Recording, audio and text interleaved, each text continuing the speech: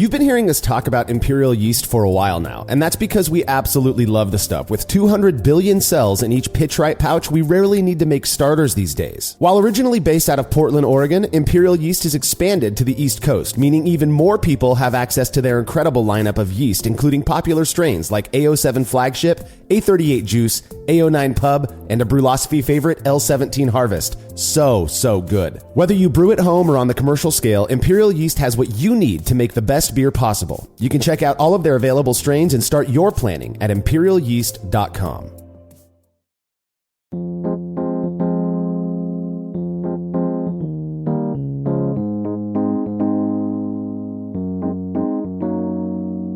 For those of us who have been brewing for a while, it's easy to view it as a fairly simple and even relaxing task. We've got our process down, we know that what corners that we can cut, and our brew days tend to feel pretty routine. Lest we forget, it wasn't always this way. There once was a time when I had no clue what was meant by terms like sparge, specific gravity, or biotransformation. It was only through my commitment to making better beer that I got to the point where I'm at today, and that came with heaps of education. You're listening to the Brewlosophy Podcast. I'm your host, Marshall Schott, and joining me on this episode to share our views on the various types of brewing education out there is contributor Martin Keene. Yes, terms like isomerization don't really come up in everyday conversation. So learning some of those, you definitely will have to have some sort of help with that. So I think we've both learned how to brew, Marshall, you and I, through some pretty different means and different sources. I had a bit of a formal education in brewing, but I've also used YouTube University and so forth as well. So looking forward to chatting with you about this. YouTube University, yeah, that's more common these days than it was when I got started. Now it's probably safe to say that one's preferred form of brewing education is based, at least in part, on when they started in the hobby. I mean, for anyone who learned to brew prior to the internet being a thing, online forums, blogs, and such weren't even an option for them. I know I started quite a bit earlier than you did, Martin, so I'm looking forward to hearing your opinions on this topic. Now, just remember, this is a Brews Views episode where we allow ourselves to let loose a little bit more than usual, meaning we tend to use language certain people don't really like that much while sharing opinions that some might disagree with. It's certainly not our point to offend anyone, I promise, so please understand this is just us being us. All right, if you're a fan of this show and you'd like to receive a reward for your support, consider becoming a patron of Brewlosophy over at patreon.com/Brewlosophy. By making a small monthly pledge, you'll receive rewards like access to unpublished contributor recipes, unique discounts at YakimaValleyHops.com, and an invitation to a monthly live Q&A session with somebody in the brewing world. Coming up in May of 2024, Brewlosophy's own Alex Shanks-Abel will be taking the pulpit. While one of the newest contributors to the crew, Alex has actually been involved with Brewlosophy for quite a few years, as they are one of the people who helped to build the Brew Club into what it is today. If you happen to be a fan of the Brewlosophy Show, our YouTube channel, then you likely caught Alex sharing their tips on brewing like a cheapskate. And if you're anything like me, you loved what they had to say. Alex will be hanging out with patrons on Saturday, May 18th, 2024. So make sure to make your pledge of just $3 or more by Friday the 17th.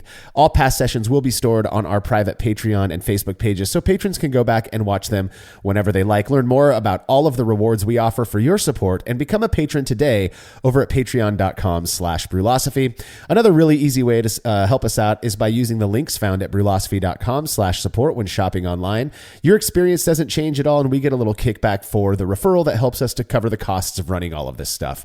Finally, if you wouldn't mind leaving a rating and review of this show in Apple Podcast or wherever it is you listen to podcasts, that would be awesome too.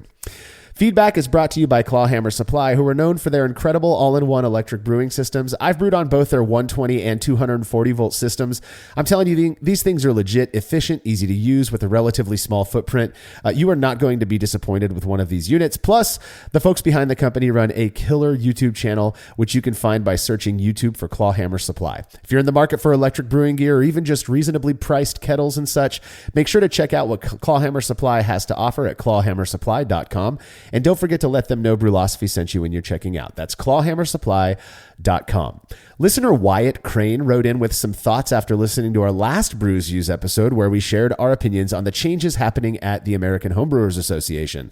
Wyatt said, "Hey, Brew Bros, I had a thought regarding what the AHA should be doing to contribute to the homebrewing community. help local homebrew shops stay in business. Unfortunately for my region, there are no more homebrew shops left, with Northern Brewer and Midwest Supply shutting their brick and mortar stores down last year. I know that they have reasons besides costs for closing the doors, including difficulty staffing. Another idea would be to work toward making distilling legal in the United States. What do you think, Martin? Well, the homebrew store side of things, obviously, we all see such value in having those. I mean, I'm very lucky that the local homebrew store here, Atlantic Brew Supply, is still open. I was there like 2 days ago and we were chit-chatting about a recipe and whatnot. It's so valuable. I literally walked in, I had some CO2 canisters to refill, and then somebody walks up to me. Apparently they knew me from YouTube or something. And next thing we're talking about how to brew an oatmeal stout. And he was talking about using naked oats, which was an ingredient I'd never heard of. And we started looking into that. And then I got some ideas for brewing stuff myself. My goodness, that's so cool to be able to do that sort of thing. But I mean, from a practical perspective, how they help these homebrew stores, I don't really know how it would work. Yeah, I'm in the same boat. And first off, Wyatt, thanks for reaching out. We always appreciate hearing ideas like this. As far as the AHA shifting their focus to helping local homebrew shops, I just don't think there's much that can be done on that front, which sounds awful. But it's already been shown that the AHA's efforts to bring new people into the fold have been for naught, as the hobby has continued to gradually decline. Now, is that their fault? Of course not. I think there's just, things ebb and flow. Interest in homebrewing right now happens to be kind of lower than it was 10 years ago. So in order for homebrew shops to succeed, you have to have brewers willing to spend money, and we're just not there right now, unfortunately. And look, I know a few people personally who have been forced to close up their shops. It is super sad, and I'm not saying I don't think there should be more focus on helping these small businesses. I'm just not confident, the AHA shifting their focus is the solution for that. Now, in terms of the whole legalization of distilling thing, I do think the AHA, I mean, they absolutely deserve some credit for helping to get homebrewing legalized in every state. And perhaps they could do the same with distilling, but I'm just not sure there's enough money in the hobby of home distilling to make it worth their while. Again, I could be totally off on this. Who really knows? But I do think it's probably pretty clear to most of our listeners at this point that for me, the AHA has lost a lot of credibility. So, and that's just the way it's going to go, I guess. So again, thank you for the email, Wyatt. I'm not saying that we shouldn't more grossly focus on those two things, helping local homebrew shops as well as ensuring the legality of home distilling. I'm just not sure that's going to help the AHA stay afloat at this point, but I could be wrong. So thanks again for the email, man. If you have show feedback, you could send it to feedback@brewlosophy.com or leave us a note on social media. If you haven't already, please go subscribe to our awesome YouTube channel, The Brewlosophy Show, at youtube.com/@The Show. That's the @ symbol followed by The Brewlosophy Show. No umlaut needed. If you're listening to this podcast, we're very confident you're going to love what Martin's creating over at YouTube as well. Alrighty, when we return from this break, our views on the various types of brewing education.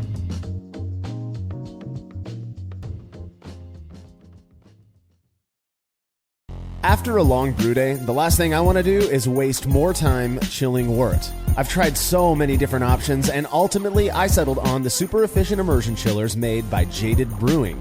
With the King Cobra and Hydra, I'm able to chill my entire batch of wort from boiling to just a few degrees above groundwater temperature in as little as 6 minutes. If an immersion chiller is right for your brewery, then do yourself a favor and check out all of the rad options Jaded Brewing has to offer at jadedbrewing.com, and be sure to let them know Brewlosophy sent you. Have you ever thought about adding a port to your kettle but held off because you didn't feel like drilling into your gear or sending it off to have someone else do it? From the makers of the world's fastest counterflow chiller, the Exchillerator, comes the Hangover, the easiest way to add extra ports to your kettle as well as countless other options. Mount a faucet to your keg for easy portable pouring. Set up the perfect whirlpool arm. Hold a heating element in place. All of this and so much more without permanently modifying your gear. Manufactured right here in the United States, the Hangover offers brewers too many convenient solutions to list here. So head over to Exchillerator.com today to see what the Hangover can do for you. Worried about letting someone else pick out the perfect avocado for your perfect impress them on the third date guacamole? Well, good thing Instacart shoppers are as picky as you are. They find ripe avocados like it's their guac on the line. They are milk expiration date detectives. They bag eggs like the 12 precious pieces of cargo they are. So let Instacart shoppers overthink your groceries so that you can overthink what you'll wear on that third date. Download the Instacart app to get free delivery on your first 3 orders while supplies last. Minimum $10 per order. Additional terms apply. If you're in business, you probably have a website, but can your site handle your growth? How many visitors before your site slows down or crashes? What about storage and data security? From web hosting to virtual servers, Pair Networks provides the online infrastructure you need to start, grow, and flourish. When it comes to security and updates, don't worry, we've got you covered. Our 24/7 US-based customer support is the best in the industry. No frustrating chatbots or sitting on hold for hours. Check out pair.com today to learn more. That's PAIR.com.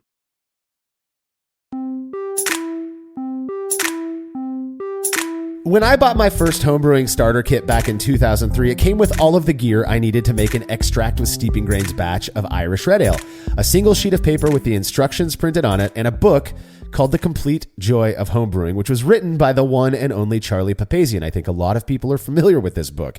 As excited as I was to make that first batch, and in typical Marshall fashion, after briefly thumbing through that book, I set it on a shelf and I got to brewing.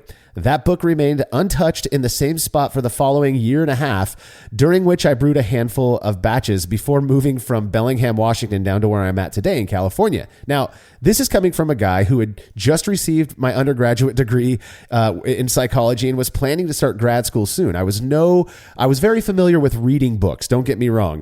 It was actually through my education where I learned that different people have different learning styles. And while I love reading in general and have definitely read my fair share of brewing books, I'll jump right into this by saying it's by no means my preferred form of brewing education. And I know that is not an opinion shared by most other brewers out there. At least it hasn't been when I tell them this. Yes, and I think I would agree. And one of the reasons maybe for that is because brewing is so hands-on, it's so visual and tactile that some of the other mediums I find a little bit more useful. So seeing pictures and videos of how to do stuff can help a lot more with that. But that said, I think we're going to talk about some books that we have found quite a bit of value in. Now, you mentioned the Complete Joy of Homebrewing.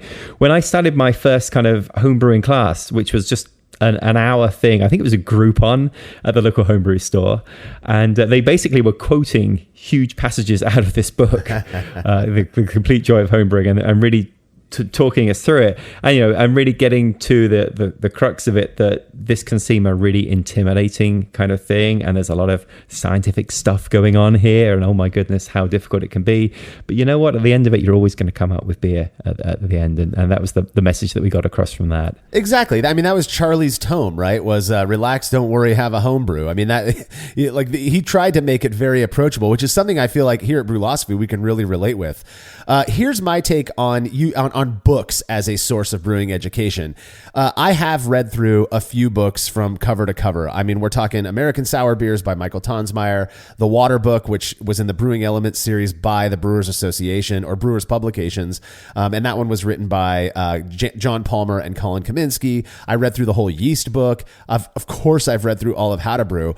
But what I found is every time I'd finish that last page, I didn't feel necessarily like I was a better brewer for having read what I read. And what it kind of taught me was that these books, as wonderful as they are, and I'm so glad that they're out there, but these books serve more as like reference guides for me. So what I found myself doing is if I ran into a question, I would go thumb to the back of the book in the glossary or whatever and look for that page that I could find some information on this very specific thing, step mash or whatever it might be. And I would go and I'd find that and I'd read through that. But I didn't really feel like I got too much out of sitting down with one of these books and reading it from cover to cover, except for that I could tell my brewing friends that I did that and we could have like a point of conversation for a couple of days. And that was just my experience, and I'll be real honest. I actually told Palmer this when I told him that I had finished The Water Book. Halfway through, I found myself like having to drink some coffee or something because it just gets so heavy, the information that's contained in these, and it needs to be there. Again, if you're going back and relying on these books as reference points, you got to have the details. Is it going to entertain people enough to want to go out and improve their brewing through what they read in that? Not for me, but I know for a fact it has for other people. Right. So let's talk a little bit about one particular book, which you've already mentioned, which is How to Brew by John Palmer. And this was a book that I think it was first published in 2006. It's on its fourth edition now. 2017 was the last version of it. This is a meaty book. I mean, I have it in front of me right now. It's nearly 600 pages. It really does cover everything.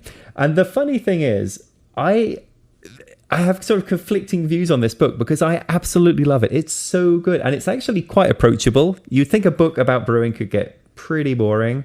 But the way it's been laid out, a lot of diagrams, pictures, tables and stuff like that, it's great. But the idea of sitting down and starting on page 1 and then reading through to page 550, I haven't done that, and I'm not ever planning to do that. So using them as reference, as you mentioned, was a good thing to do. But my goodness, there is so much useful information in here. And I've been quite fortunate in that for a few of the Brewlosophy Show episodes, I've got to interview John Palmer about particular experiments we're doing and so forth. And almost always he will tell me, oh yeah, actually I mentioned that in the How to Brew book, and we'll page through it. And they're on page 256. He's got a carbonation table that covers exactly what I was trying to ask him about how to carbonate a beer.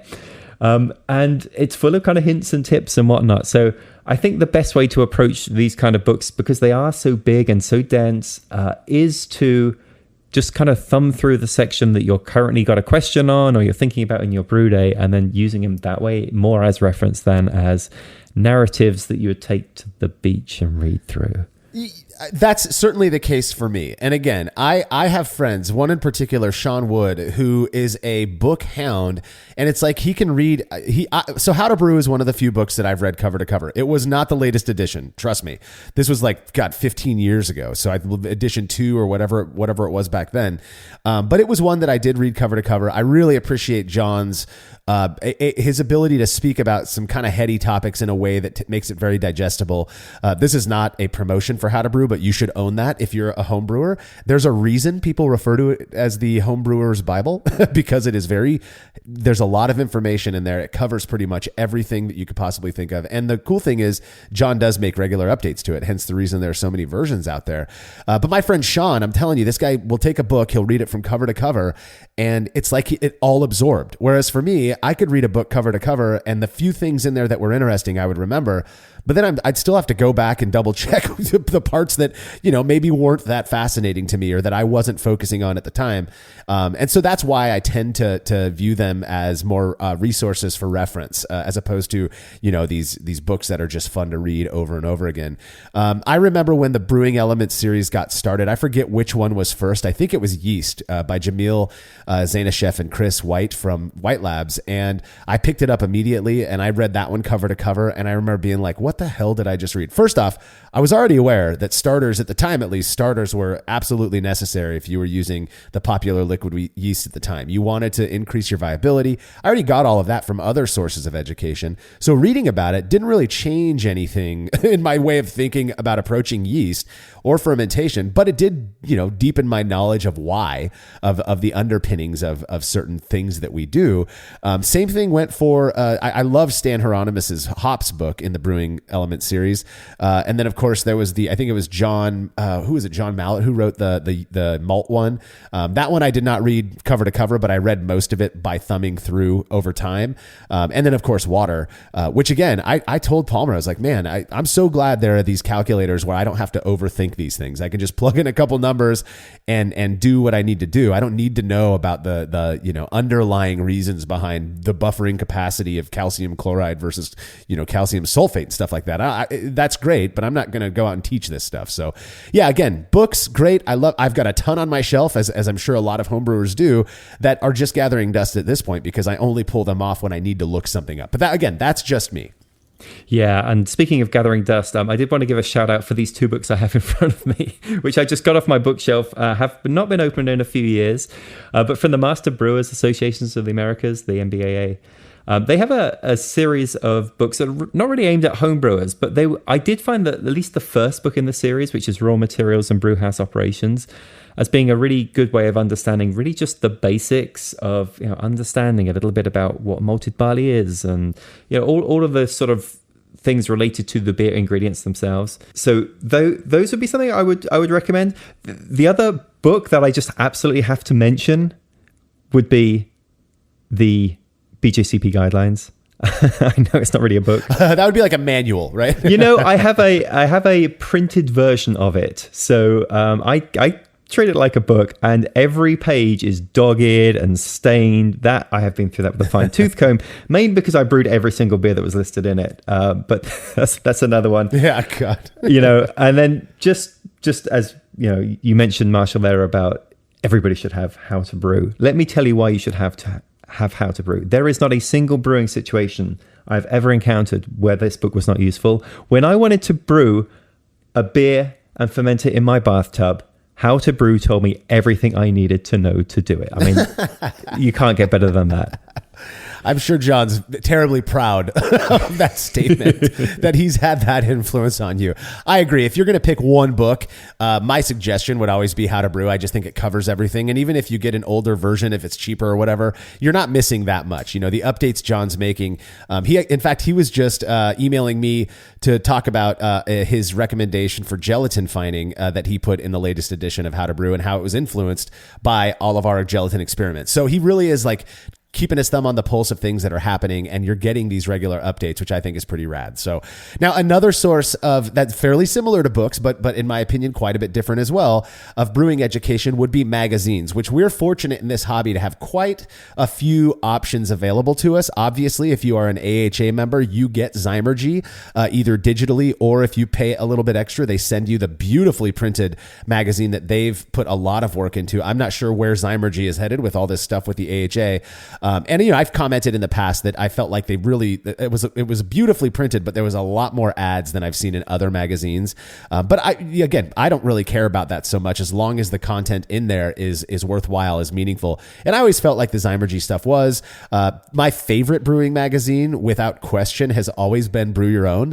If you are not a Brew Your Own subscriber, it's not that expensive, and they're producing absolutely excellent quality content on brewing and beer from people that you know very well. I know that Jamil is a regular contributor. I've contributed, to Brew Your Own magazine. You've got Denny and Drew have contributed. So many people, Mike Tonsmeyer, all these folks contributing these articles that are really, really just rich with learnable material, if you will. I was also a subscriber for a little bit to Craft Beer and Brewing, as well as a non-brewing related one, but more beer focused, The Beer Connoisseur, which I thought was a really cool magazine for kind of going over the deeper sides of beer evaluation and what other people who are, quote, experts on beer evaluation and tasting think about certain beers that are out there. So I would go and try to find these beers that they would talk about in that magazine and kind of drink along with, and this was years and years ago, but I drink along with the article as well and see if I can pick up some of the same stuff. But those are the magazines that I was most familiar with, that I've subscribed to over the years. What about you, Martin? I don't know if this is a British thing, but I just love magazines. And this goes back from being a kid, and I would hang out at the newsagents that had all these magazines and be pulling them off, reading mainly the nerdy computer ones at the time. And I would have years worth of back issues that I would they would be pristine. I'd store them in my bedroom. A lot of these computer ones came with a floppy disk stuck on the front. I don't know if you remember those, or a CD, and it had some game demos and stuff like that. They would come in the mail, and open up, just give them a sniff, just the tactile smell of these. Magazine freak. So when I got into brewing, I was like, right, need some magazines. And I started to treat my Brew Your Own magazines in the same way that I was treating these computer magazines, and I have a huge stack of them there. I love the fact there was all these articles about different brewings. I love the fact that they had all these recipes in there as well. And then just even the ads, I found a home. Where else am I going to find an ad about a fermentation chamber? This is just not something you could see. And there's this glossy ad for the latest in carboys and whatnot. So Brew Your Own. I had a subscription for that for quite a few years, and really got a lot of value out of that. You mentioned Craft Beer and Brewing magazine. When I was working through the Homebrew Challenge, I used the online articles from Craft Beer and Brewing magazine a lot of the time when I was trying to understand a new style. So every week I'd have a new style to learn. And Josh Wykirk, who works at Craft Beer and Brewing magazine, had written an article for all of the 99 styles He would talk through a little bit of the history of the style and then go through and talk about his recipe for it and why he would pick different ingredients. And I soon learned that he and I had very similar tastes because he would add Maris Otter to absolutely everything. Yeah. Just like me. So, I mean, I was brewing like American lager with Maris Otter at one point, and then people started complaining in the YouTube comments. So I did dial that back a little bit. But there is... that's a wonderful resource. So there's the magazine itself, but they have a really good online presence as well and a digital subscription, so you can get access to all of that stuff and recipes there. So yeah, those would be my two picks. I have also had a subscription to Zymergy as well when I was a HA member. But yeah, I love the brewing magazines. I think there's a lot there because it'll have some industry news and stuff like that, but it will also have things that are a little bit less timely, so just talking about recipes and so forth and different ways to brew and so forth. So yeah, huge fan of the magazines. Yeah, without question. I feel like the education that I received from the magazines that I subscribed to was much more than what I received from books. And I think a part of it, and you'll notice as we move into these different sources of education, that it's kind of like grows more and more my liking of them, or my preference for them, I should say. The thing about magazines is they're less, the way I put it is they're less static than books. Yes, John is updating How to Brew fairly regularly. We all get that. But, you buy a book and that book stays on your shelf and it doesn't change. You subscribe to a magazine and 2 years down the line after reading one article, you might read another article that kind of updates the information that you read 2 years prior. And I like that. I like the kind of more fluid presentation of different ideas and topics that a magazine offers, as well as, letters to the editor and the questions that other people are asking, and features of one of the things that Brew Your Own does that I love is when they feature, a home brewer and their recipe or something unique that they're doing. You're getting kind of a different perspective. So again, magazines to me are greater than books. That's my preference. I'm certain there are those who disagree out there, and that's great. But this is a good segue to move us into what I found to be, at least when I was really developing my brewing skills, the most important aspect. And we're very fortunate to have been raised in our brewing, worlds at a time when this was available to us, but websites and blogs. Now, obviously brewlosophy.com is a website. We're going to have some bias.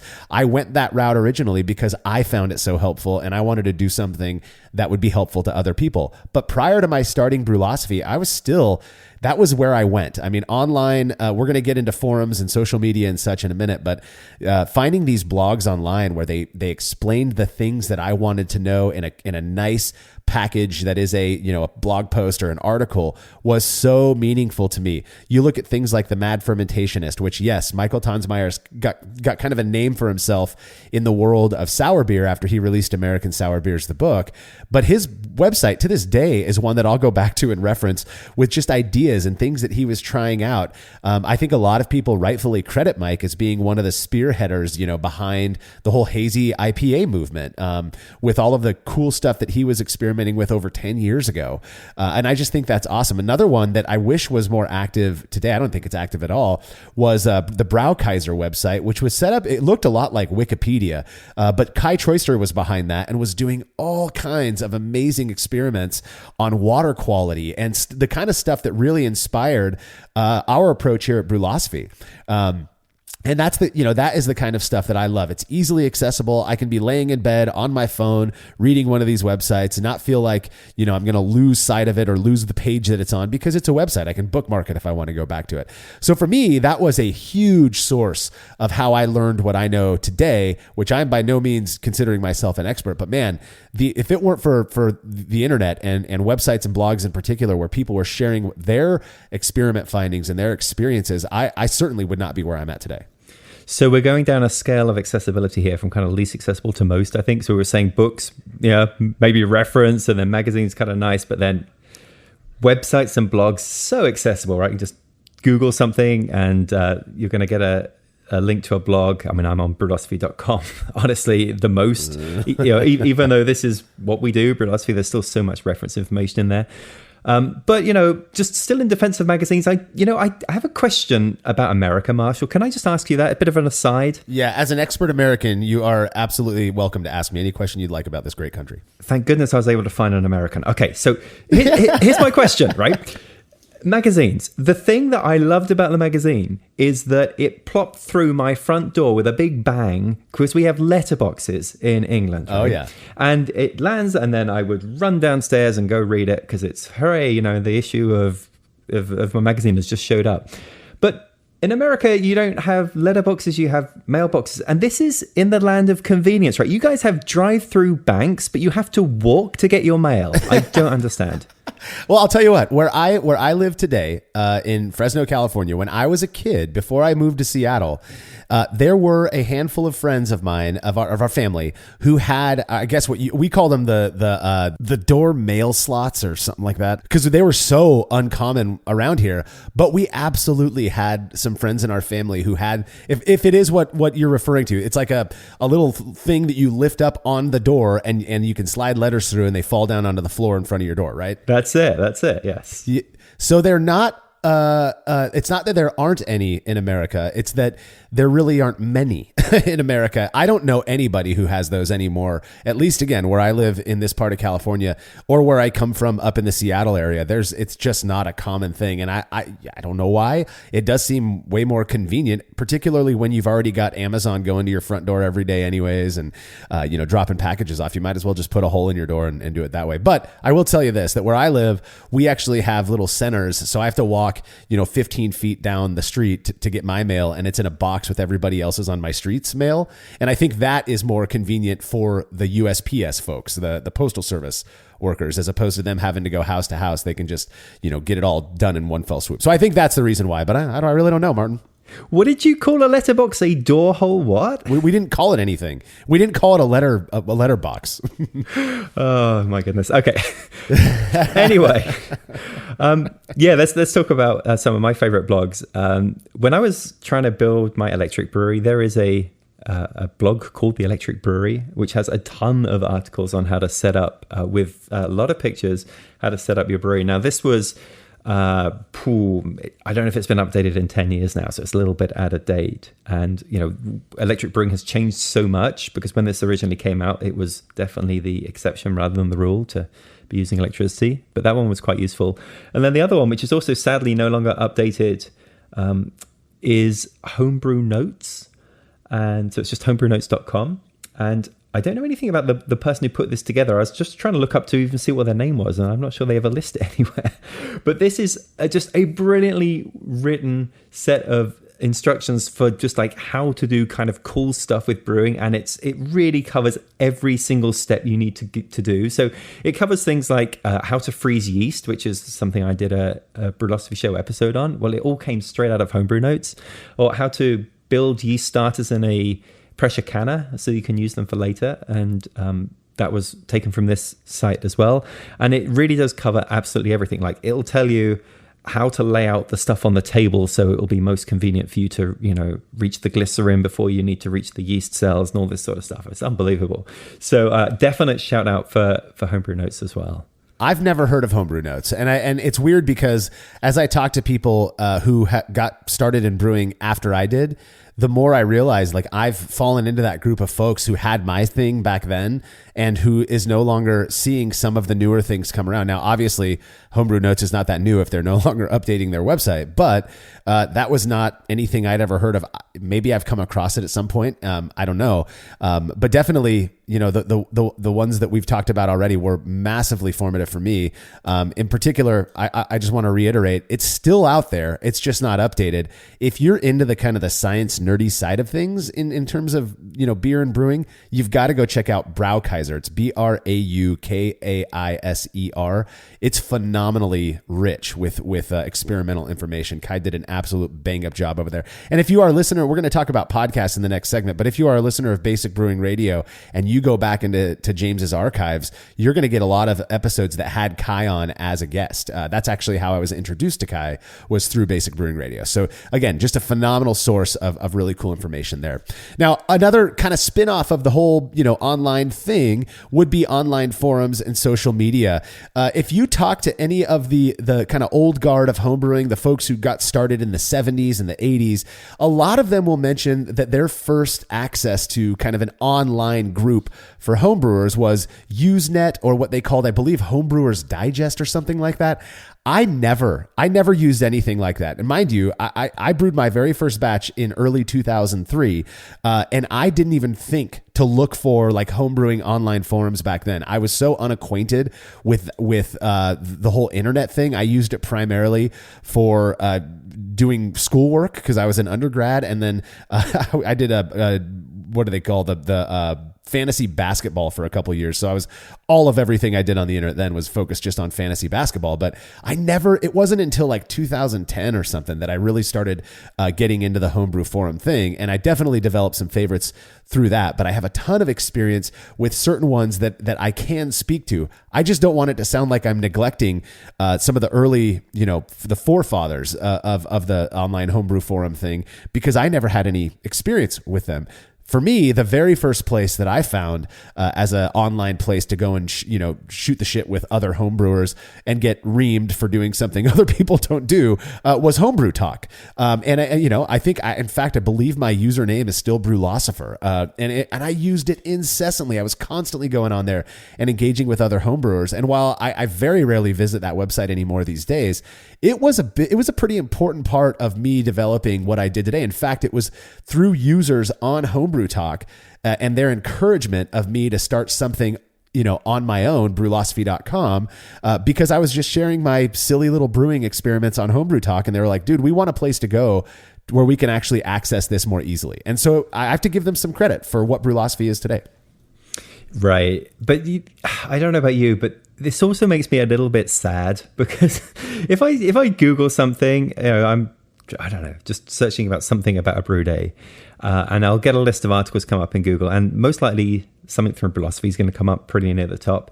And then normally straight after that is something from Homebrew Talk. And there's often a really rich discussion around the thing that I was searching for on Homebrew Talk. And there's probably like 7 different threads all talking about it. But the thing that makes me a bit sad is that it's all from years ago, and there's so little new stuff on there. And it just makes me kind of pine for the time when more people were talking about this stuff online. And I don't know if I'm just not going to the right places anymore, or I'm just searching on stuff that people aren't discussing anymore. I don't think it's any of those things. It's just there's less discussion online than there used to be about this stuff. Yeah, and I can't help but believe that that's just due to where we're at in brewing right now in general. There are less people interested in home brewing, and those that are probably the ones who don't need to ask questions as much. I mean, that's just the fact of the matter. Through experience, you learn things. I mean, that's probably the number one source of brewing education for me, was brewing, and trying things out and experimenting to the point where, hey, I know that I can produce, this good quality whatever if I do these things. I really don't need to go ask about it anymore. And so what my presence became on a lot of these forums was just kind of, chatting with other people. Oh, I've done this before. Here's how the outcome was for me. Your mileage may vary. And that's people. There's a lot of people, especially those who are new and getting started, who just want to hear a solid answer. Like, tell me what I need to do. And that's just not how I am. Try it out for yourself and make up your mind through that. Homebrew Talk, the thing that kind of drove me away from Homebrew Talk, there was 2. One was that I couldn't access it from my work computer. And so I couldn't have anything. Whereas they for some reason, they keep Reddit open. I think most subreddits, in fact. And so I would keep that open in the background. And during my lunch breaks, I'd get on Reddit and read homebrewing stuff. And I became fairly active on the Reddit, the R homebrewing subreddit. Same thing with like Facebook groups. I know that a popular one these days that I have no experience with, and I'm not interested in learning anything new about this, is Discord. And I believe it's like you have your own server or something, and you can go in there and chat back and forth. All the youngsters out there are using it. My son's into it. I get it. It's not something I have any familiarity with, but I would have to say that the one that I appreciated the most for the longest amount of time was the homebrewing subreddit. But because of the anonymity there, and I know we did an episode just on like brewing forums and stuff like that. I don't want to belabor this point, but the only issue I had there was that the anonymity made it so that people could act really dickish at times. And I'm cool with that. I've got a thick skin, whatever. But when I would see other people doing it and it was clearly just to troll or to try to, I'm not interested in that. So I'm not terribly active there as much these days. I think the Facebook groups, they kind of solve that problem because you're not anonymous. Facebook does a really good job of making it such that you know who's commenting on your stuff. And, I don't think it's any coincidence that people tend to be a little bit softer in those communities. So I kind of appreciate it, the social media groups, Instagram, Facebook, stuff like that as well. Well, thanks for giving Discord a shout out there, Grandpa. It's nice of you to thanks. give it a mention. Honestly, I tried to figure it out. When I downloaded it, I couldn't figure out how to access anything. So whatever, I gave up. Yeah. Actually, the Brew Club has a wicked Discord, and there's really, really a lot of discussions going on in there. So if you are a member of the Brew Club or you're not yet, my goodness, check out their Discord. Really cool. So you mentioned Reddit, the r/homebrewing Reddit subreddit has been a good source of information. But this is another, back in my day kind of thing. I mean, I'm looking at it now. There are 1.2 million members that are members of the homebrewing Reddit subreddit. How many are online right now? This is a Sunday afternoon, kind of a good time to be looking around about brewing stuff. Of the 1.2 million members, 38 are online right now. That's crazy. It used to not be like that. I'd get on there and I'd see 600, 700 brewers, brewing or whatever it says. But yeah, again, just another sign of the times. I'm not blaming that on the mods of that subreddit. I'm not blaming it on Homebrew Talk. I really do think it's just a sign of the times that people aren't actively participating in these forums as much these days. Right. But it's definitely worth checking out. If that's somewhere where you're looking for current discussion of things that are going on, there are still lots of current posts going on Reddit on homebrewing. Somewhere I still use for information. Yeah, I do too. I probably, of all of the online forums, that's probably the one that I still visit the most often. Though I find myself, I'm stuck in this weird spot now. I'll see somebody post something and I might have a response in my head, but the first thing that goes through my head is, I'm going to get accused of shilling something if I mention any product. So, okay, don't do that. Well, then people are going to ask me what product.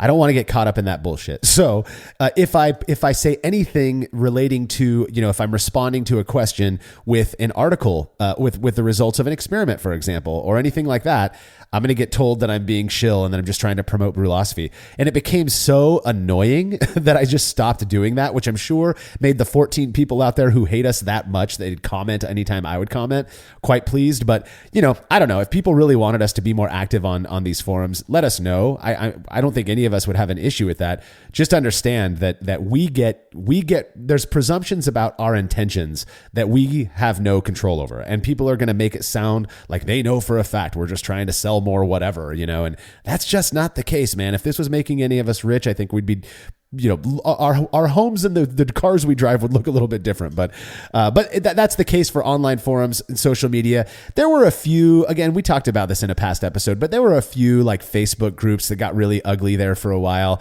I know they were booting out anybody who had a name, in homebrewing, because they thought that the only thing that we would ever do is try to promote our thing again. And it got really stupid. And I don't know where those groups are at now because they booted me out and I never had interest in rejoining them. But the ones that I am a part of, I think are really cool. They're really helpful. There's one called I forget exactly the name on Facebook, but it's for beginner homebrewers. And so it's kind of fun to go in there and see people helping each other out to get those who are actually interested in getting into the hobby kind of up on their feet. So now we've got to get to a quick break. When we come back, we're going to be sharing even more views on other types of brewing education sources. We'll be right back.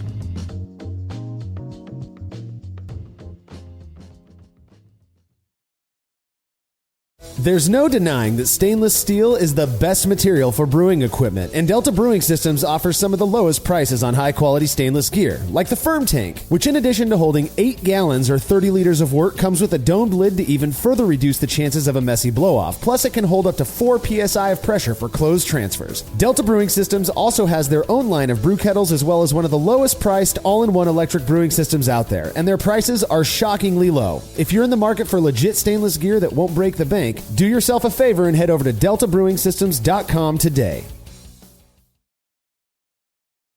As every brewer knows, the best beer requires the best hops, which Yakima Valley Hops provides fresh from the source to brewers around the world, carrying everything from classics like Cascade to modern favorites like Galaxy and Mosaic, as well as other ingredients and gear. Yakima Valley Hops has it all. And don't forget to check out their new podcast, The Late Edition, where the YVH crew goes into depth on our favorite plant with industry experts. Head over to YakimaValleyHops.com now to see all they have to offer and subscribe to The Late Edition wherever it is you listen to podcasts.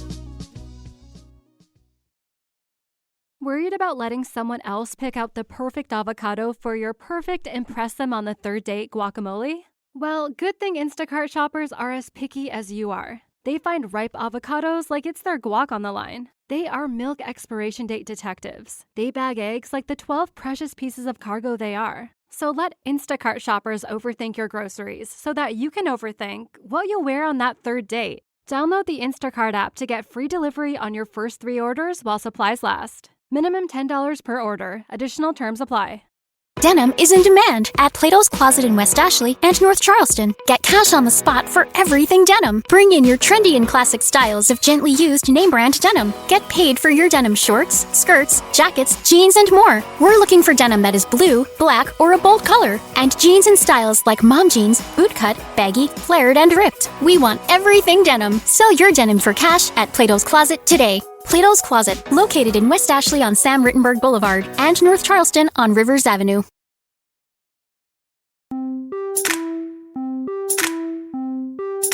So I was recently talking with my friend and personal homebrew legend, Chip Walton from Chop and Brew and Brewing TV fame, really. And during that chat, Chip made a comment that reminded me how he was one of the first brew tubers out there making educational brewing videos before it was popular to do so. And I was one of his biggest fans. Obviously, online videos have blown up since then, and there are now hundreds of options out there. Martin, I have a feeling I know where you stand on this one, but what are your thoughts on the old homebrewing video thing?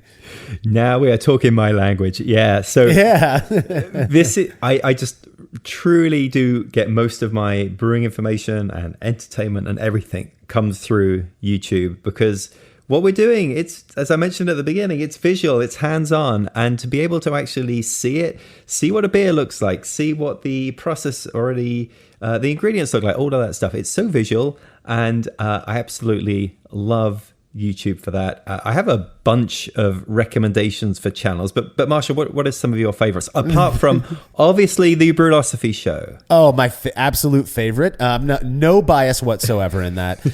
But honestly, Martin, the reason I love the Brewlosophy show so much is because I loved the Homebrew Challenge so much.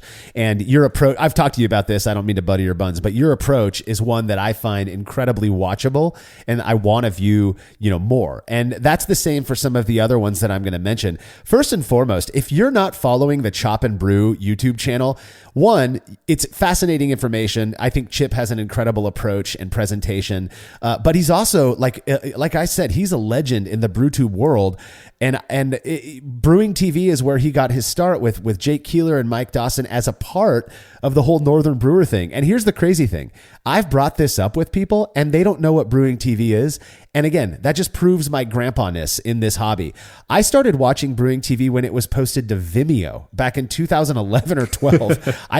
Because I think, if I'm not mistaken, I think Chip went with that because back then YouTube limited videos to about 15 minutes. And so Vimeo didn't have that limitation, and it would allow you also to upload what was back then high definition, but that could have been like, 420p, who knows. But I loved it so much. It was one of the only video series at the time. It was actually one of the only that I was aware of, but where I would watch it the day they released a new video. And that was Brewing TV. And then when Chip got the boot from Northern Brewer, and I believe it was around the time the whole AB InBev bought out Northern Brewer thing, he started Chop and Brew. And if you watch Chop and Brew, even some of those older ones, you'll see some faces that you might recognize from other BrewTube channels like Don Osborne or Dono. He has a great BrewTube YouTube channel. This this is aging me so much right now, Martin, because I know that there are all of these newer, more modern, I guess, BrewTube channels that are fantastic as well. The Brew Show, the Apartment Brewer, Mean Brews. If you're into data-driven recipe, development, I love it. But yeah, those old ones, those are like the standard for me. I still watch every Chop and Brew episode that comes out. I believe I'm watching most of what Don is putting out, Don Osborne, and they're neighbors up in Minneapolis, and they have a really cool thing going on. But yeah, I love those YouTube channels so much. Yeah, so I'll give a shout out to some of my favorites as well. And you already mentioned 3 of them. So the Brew Show, when the Brew Show came out, so that's Trent Mushow's YouTube channel. When that first came out and they started putting out episodes, I was like, so I guess somebody's got some funding to actually do some proper commercial videos about this now, because they look like they were produced by like the Discovery Channel or something, like totally professional. It's incredible. And it's not. It's one dude. It's Trent putting together these videos, and they are as professional as it comes. But they're also really fun and funny. And he covers not just brewing beer, but he covers all sorts of different fermentations on all sorts of things that aren't beer as well, which are actually kind of really fun. If you're wondering what you could do with some Capri Sun and you added some yeast to it, what would happen? Well, the Brew Show is where you'd go for that, right? I love it. And then the Apartment Brewer, so Steve's channel is really much more focused on beer, of course, but it is very detailed in going through a particular recipe and a brew day, and Steve will take you through the entire process for this entire thought process, how he did everything, get a good description of what came out at the end. So that's a really interesting one to look at, especially if you're interested in a particular beer style, because if there's a 25-minute video on the Apartment Brewer about that beer style, you're going to learn a lot from that.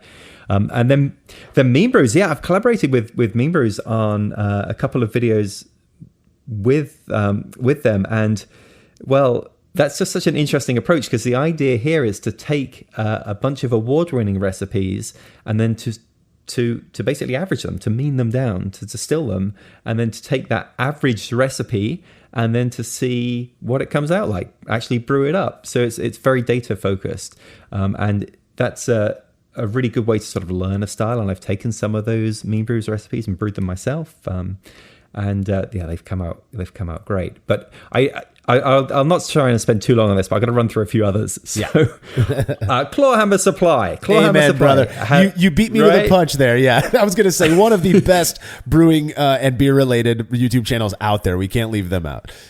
Yeah, you mentioned the Right Upstarts having a killer YouTube channel, and you are 100% right. So, kind of funny story about Clawhammer is once I got going with the 99 Beer Challenge, and then Clawhammer became a sponsor of it, and I ended up going to their home brewery, I guess you'd call it, in Asheville to do my 99th beer, which was just amazing. And it's so funny because Kyle told me that he saw one of the thumbnails for one of their videos come out for a beer style. I can't remember what it was. Maybe it was a blonde ale, something like that. And he said, it's really weird because I don't even remember doing this video, but I saw the thumbnail for our video. And then he looked at it closer and realized it was for my channel. And I had to tell him that, yes, my thumbnails were very closely inspired by his thumbnails because they were so good.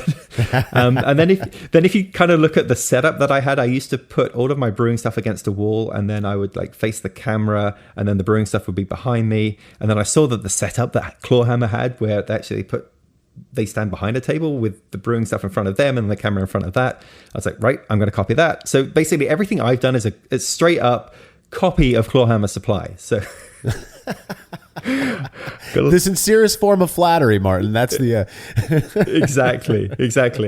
And then, the nice thing about BrewTube is just the diversity of content. So the Craft Beer channel, that is a channel that covers some brewing of brew days, but it's really much more of a discussion about different beer styles and commercial beers and so forth. So those guys are great. Kegland have a great YouTube channel with Key there, where he is just literally taking Kegland products and demoing them in novel ways. Like, here's what you do with this tap handle, and here's what you do with this flow controller and so forth. And yeah, very practical, hands-on. Those are fun. More Beer Morbeer's YouTube channel is really fun. Plus, they have a lot of giveaways as well, so you can potentially win stuff by watching Morbeer.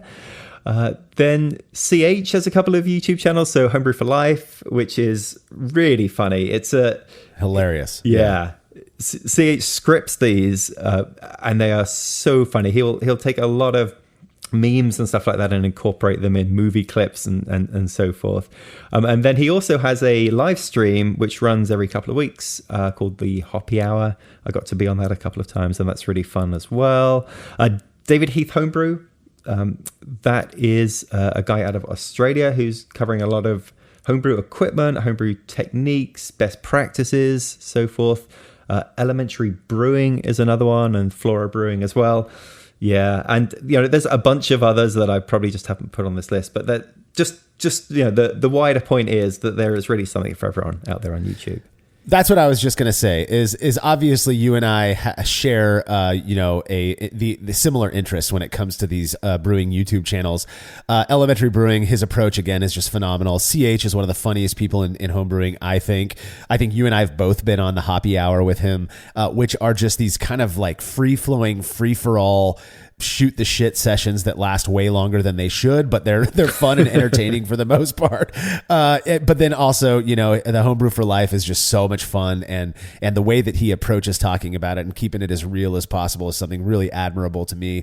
The More Beer channel, if you want free gear, I mean, you got to go and watch these More Beer videos. They're constantly giving stuff away. Again, I'm just repeating everything that you said, Clawhammer. I think one of the more unique approaches that I've seen a person take, and that I think is very fits a lot of the personalities of people in homebrewing, I'll put it that way, is David Heath Homebrew. It's not focused on him necessarily, but what he knows. And I think a lot of people find that very much more easy to absorb than when, it's one of us in front of a camera doing something or whatever. So really, like you said, there's something for everybody. And the beauty behind YouTube videos, for the most part, is you're getting what one might argue is an hour's worth of information packed into about 15 minutes of time. Unlike what you're getting on things like the Brewlosophy podcast, which we're going to move into now, talking about podcasts, which tend to be more long form. And, for some people that drives them nuts. They would prefer a quicker, just Cliff's Notes version of what it is that we're talking about. But for other people, the beauty of, in my opinion, of podcasts is not only do you get the information, do you get results about a brew day or an experiment or whatever it might be, but you also get the host's thoughts on it as to, what could possibly have been going on there. Or, this was the little tweaks that I noticed during my tasting of it. And I absolutely, I'd say probably tied with, online forums and such, or blogs, was podcasts for me in terms of my brewing education and what I came to know. And when I was starting, to really take home brewing very seriously, I'd been doing it for many years, but when the bug bit and I started to get really obsessed with it, it was podcasts that kept me going. I mean, they'd be in my ears when I was taking my dog for a walk, if I was going on a jog, if I was brewing, I'd have podcasts on. And we're talking, my absolute favorite was always Basic Brewing Radio with James Spencer and Steve Wilkes. At the time, there was also some other characters that were on there every once in a while, but their presentation, their goofiness, and the fact that they were brewing something and talking about it every episode, I absolutely loved it. Another podcast that I wish was still around, but I don't believe it is anymore, was Can You Brew It, which was a part of the Brewing Network stuff. And I believe it was hosted by Jameel, Mike McDowell, Tasty McDowell, rest in peace, and then occasionally John Palmer and some other people as well. And they would go out and interview a professional brewer, say Matt Brynildson from Firestone Walker, about Union Jack IPA. And then they would take all of the tips and his recipe, scale it to a 5-gallon batch and brew it. And then they'd come back together and taste the commercial example with the homebrewed example. It was the most eye-opening podcasts that I listened to in terms of my own recipe development, because not only would you get to hear from the person who designed it on a commercial scale, but you'd get the tips and opinions of those who brewed it on a homebrew scale. So good. Right. Yeah. And yes, podcasts, obviously the big advantage, even though they're a lot longer, is you can be walking the dog or driving the car or making your dinner and still listening to them. I mean, how many episodes are we at with the Brewlosophy podcast now? This episode is our 332nd, which is crazy to me. Okay. So, I mean, I feel like I've probably listened to 300 of them, and that's possible because you can multitask at the same time, right? And But the discussion is so interesting. And even though you could distill a lot of this information down into, let's say, a 5-minute article, which a lot of this stuff comes from, the side discussions and so forth just make it so interesting. Some of my other favorites are, well, the Beersmith podcast I've listened to for quite a few years. That's a lot of good information there as well, along with the newsletter that comes out with that.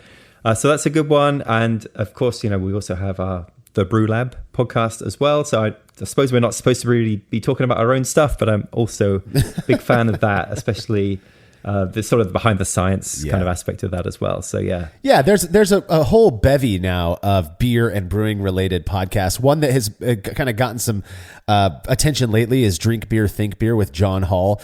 If you're, it's not terribly saturated with brewing information as much as it is just general beer info, but John is a master host. I mean, the guy is so good. I believe, he's a kind of works in publication and stuff anyways. So that really comes through. He's a phenomenal host, asks the right questions, and that's a beer podcast that I listen to quite frequently.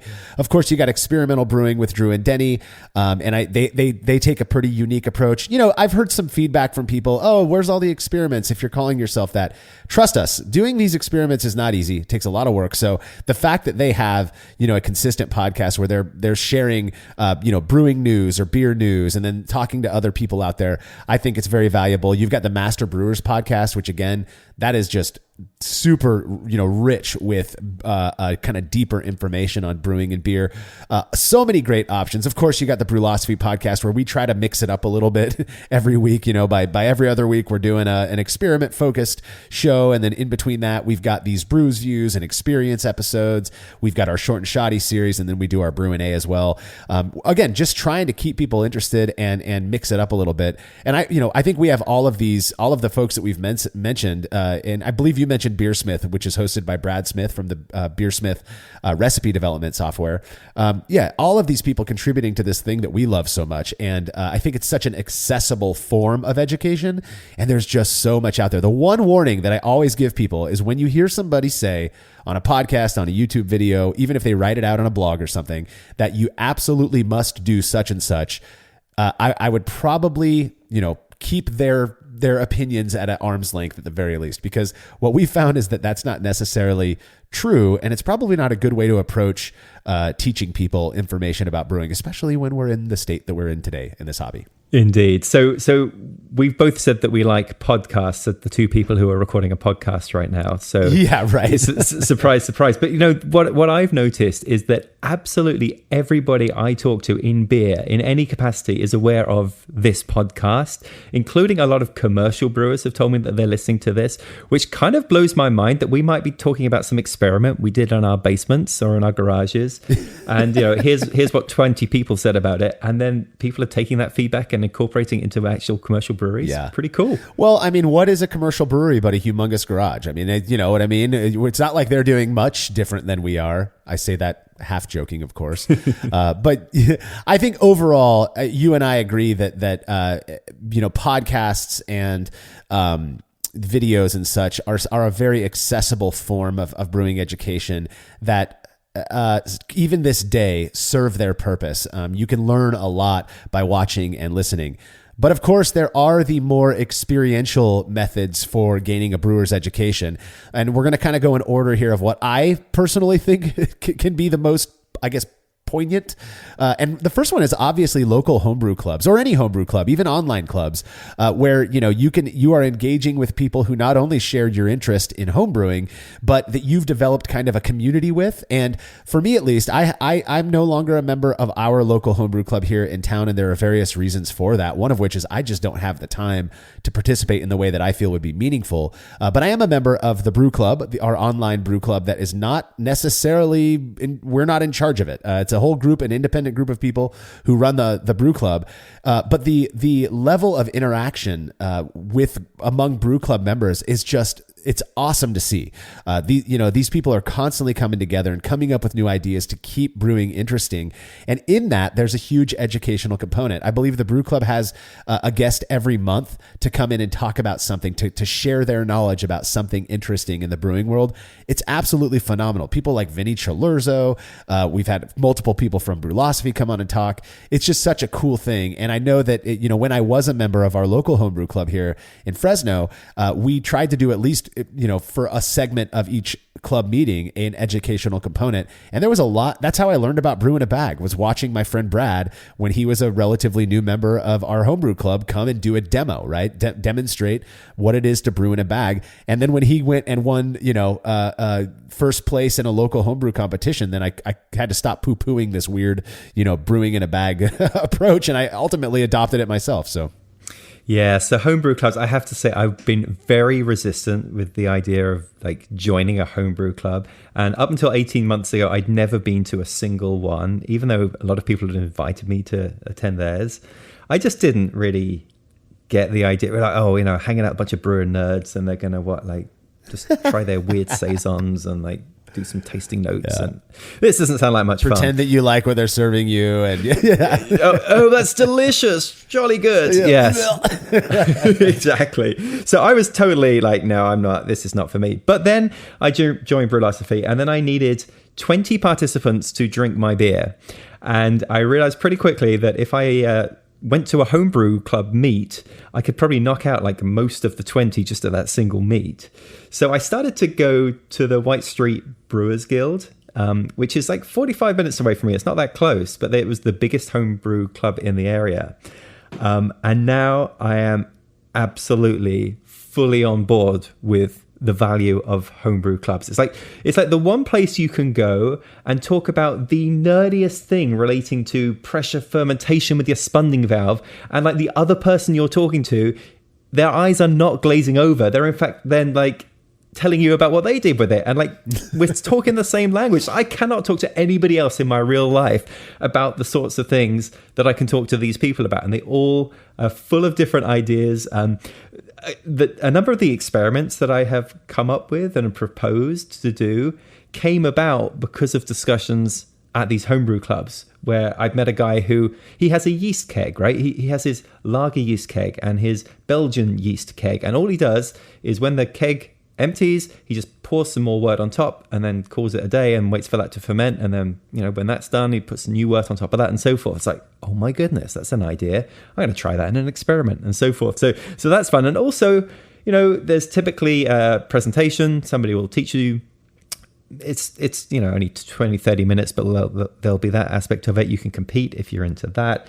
And then at the end, we all sit around and drink each other's beers. And it's not oh, that's a lovely saison kind of thing. We just like put all the bottles out on a table. People help themselves, and you don't necessarily have to talk to the person who brewed the beer if you don't want to, or they're not asking for your opinion about everything necessarily. So I'm absolutely 100% on board now with joining a homebrew club. One of my favorite experiences in being part of a local homebrew club was the beer sharing. And I don't think on the surface you view that as an educational experience, but I did, because in sharing a beer and hearing the feedback, and then also in trying somebody's beer and developing my own feedback, I feel like I really developed a kind of a keen sense of how better to describe beers. I mean, we often talk about how, like, when people complain about an experiment result, and the very few out there who genuinely believe that we should only be serving these beers to BJCP grandmaster judges and all of this.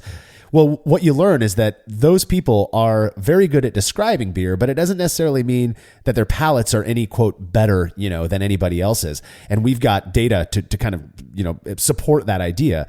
What I loved about trying other people's beer was developing these ways of describing it that might be unique to me, but that helped other people to understand what it was that I was tasting.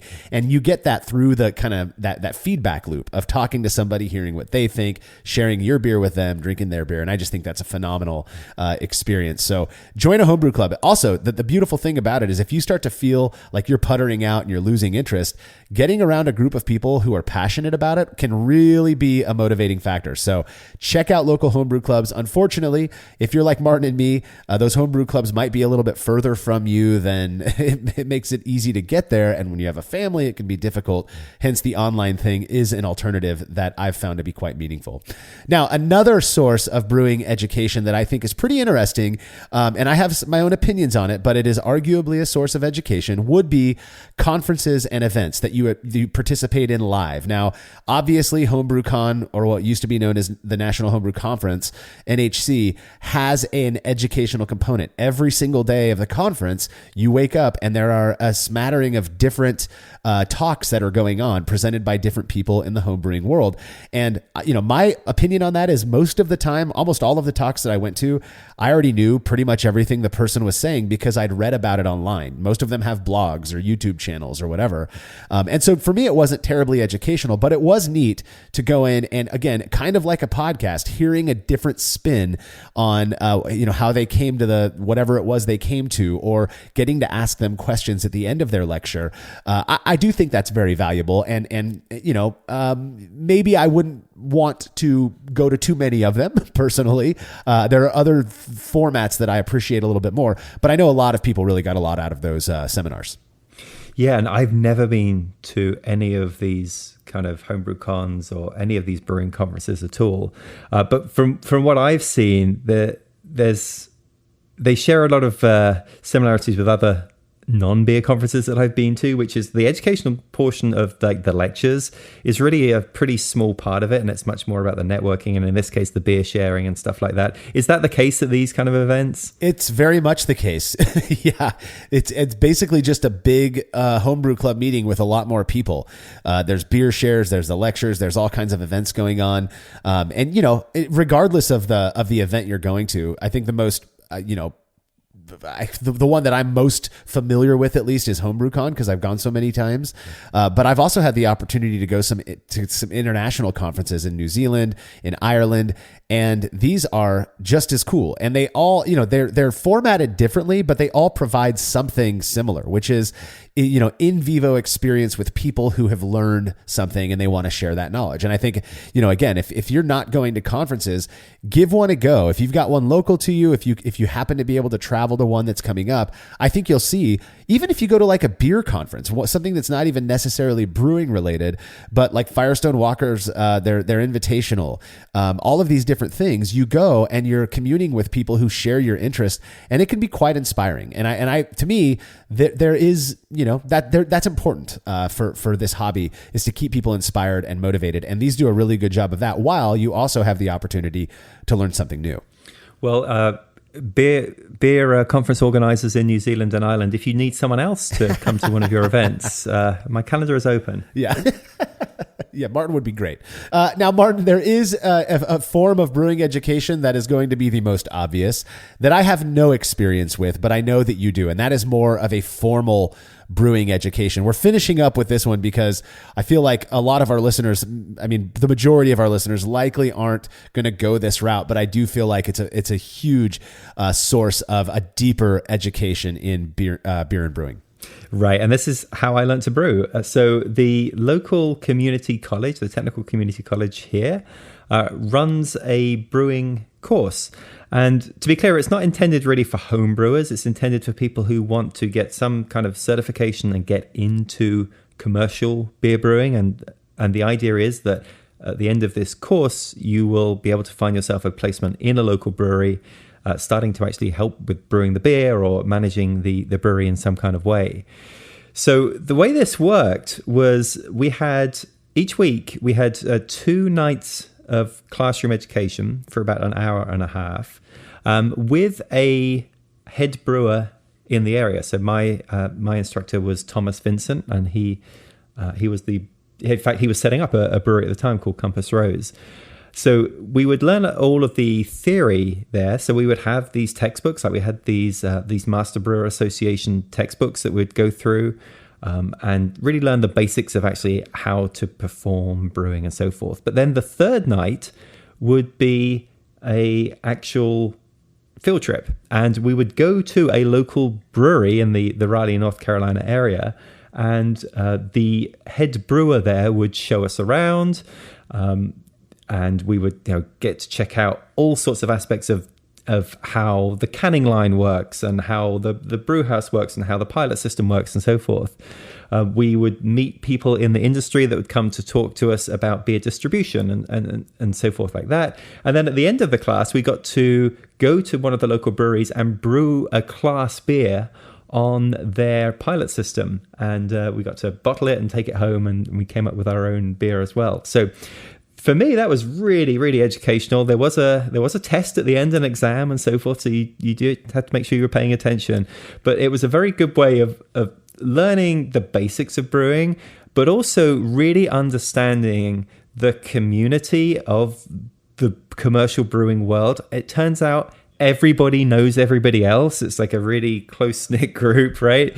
And just understanding things about how does a particular beer end up in a particular pub? Well, there are beer distributors and they have agreements and so forth. And so we'd learn about all of that aspect of it as well. So it wasn't just necessarily, here's how to make an IPA. It was the whole business model.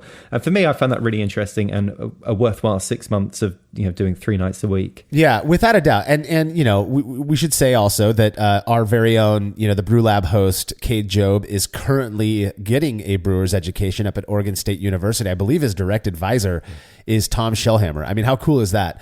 These names that you are very familiar with because of the work that they've done in brewing and beer, and that they are the ones teaching these courses and advising you and doing all of that. Obviously, UC Davis, where Charlie Bamforth used to be, has an incredible program that's very well known. The Siebel Institute, which I believe is based out of Chicago, Illinois, incredible program for brewing. There are some international brewing education programs. My thing with getting a formal education, I have never wanted to be a commercial brewer. That's never been something that really inspired me. I always loved the home brewing side of things and the craziness that we can get away with by brewing in our garage and not having to sell the end product. I am absolutely in support of those who want to start their own breweries and go commercial. But if you're going to do it, you really ought to do more than just brew 15 batches that your mom thinks are delicious, And I think the best way to go about doing that is by receiving on some level some formal education, because a part of it, when you go into these programs, a part of it isn't just how to make good beer. There's a part that also is running a business and how to set that up and networking and all of the other important aspects that go into running a business, which I have some familiarity with due to Brewlosophy. It's not as easy as people think. And if you want it to succeed, you're going to have to know how to navigate certain things that homebrewing does not teach you. So for me, when I look at the formal education side of things, going to an actual school to receive an actual education, it's that other stuff that you get that is the most important. That's really going to hope to ensure, your success as a commercial brewer. Yeah, absolutely. That was the key part of it, because a lot of the information you could just get from all these other sources that we've talked about today, but it was really the meeting the people in the industry and actually learning how things really work from a business side of things. I mean, there's so much more to a brewery than making beer, right? And that was the aspect that I was not familiar with, and I learned a ton through that. Yeah, and I'll say, I have a couple of friends who never got a formal education in brewing who are still, even despite this lull we're in, are still running, successful breweries around the U.S. I'm aware of a few people who are there. The ones that are kicking ass still these days have, for the most part, received some certification from a brewing school, whether that's Siebel or Oregon State University, UC Davis. To me, I think a part of that is that they had a different outlook getting into, their business, getting into that job. Their outlook was one that was skewed by the underside of running a business, not just, I make this really good beer in my garage. I could easily sell this to a bunch of people. There is so much more to it than that. And I've got some really good friends, people I absolutely love and did everything I could to support them, who went that route, who their breweries either never got off the ground, or when they did, they had to shutter very quick soon thereafter, because the business side is what bit them in the ass, so to speak. And you really have to have a good grasp of that, particularly with where we're at today. Well, Martin, that is all the time we've got to talk about our opinions on brewing education, all of the various types of methods of educating yourself on making good beer. Do you have anything else to say? It's kind of eye-opening as we've gone through this, just to think of so many different types of information that are out there, and so many different formats that they're in as well. So yeah, this has actually been kind of fun just to think about that aspect. And I would just say that if you do end up going on the physical route of things, so books and magazines, please do take a look at getting a letterbox. You can get these things put directly into your house. This isn't England, man. I don't think most people will. Where we live, it's not allowed for you to change the way you receive your mail. We have to use what we're given. So, but hey, if you have the access to a letterbox and you can let your postal service person know, then by all means, go ahead and do that. All right. Don't forget to listen to and subscribe to the Brew Lab podcast, where Cade takes you into the lab with brewing professionals to discuss the fascinating work they've done on our favorite beverage. And make sure to head over to brewlosophy.com to stay current on all the fun beer and brewing stuff we are up to. The Brewlosophy podcast is made possible by the generous support of our sponsors, as well as all of our rad listeners. We seriously could not do this without you. Cheers to everyone who has subscribed and left a review of our show. It makes a huge difference. If you haven't yet, please consider doing so. Head over to brewlosophy.com/support to view a list of ways you can easily help us to continue producing this podcast. If you want a reward for your support, visit patreon.com/brewlosophy. Thanks again for listening. We'll be back next week with another episode of the Brewlosophy podcast. Until then, think beer. Start off the morning with some hot tea, lemon and honey, cause it suits my bro. Put some herb in the bowl, yeah, it's homegrown. Ain't gotta go through the middleman no more. Life is good, the likelihood of me.